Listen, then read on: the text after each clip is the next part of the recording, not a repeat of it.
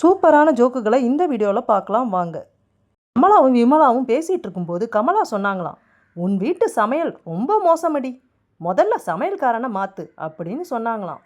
அதுக்கு விமலா என்ன தெரியுமா சொன்னாங்க, அது எப்படி முடியும், என் புருஷன் மாதிரி நல்ல சமையல்காரனை தேடுவது ரொம்ப கஷ்டமாச்சே அப்படின்னு சொன்னாங்களாம்.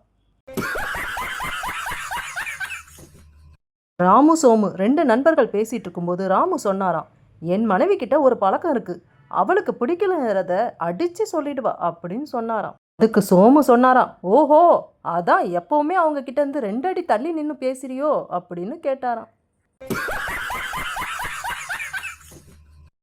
கணவன் மனைவி கிட்ட கேட்டாராம், என்ன விசேஷம், இன்னைக்கு முறுக்கு சீடை எல்லாம் செஞ்சு அமக்கலப்படுத்திட்டியே அப்படின்னு கேட்டாராம்.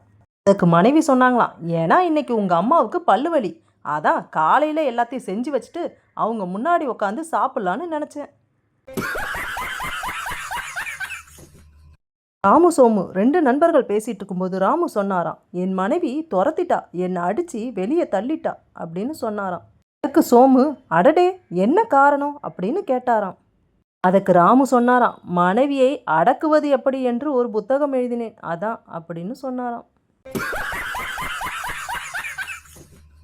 ரகு ரவி ரெண்டு நண்பர்கள் பேசிகிட்டு இருக்கும்போது ரகு சொன்னாராம், நேத்துக்கு கோவத்தில் என் மனைவியை பலார்னு ஒரு அரை அரைஞ்சேன் பாரு அப்படின்னு சொன்னாராம்.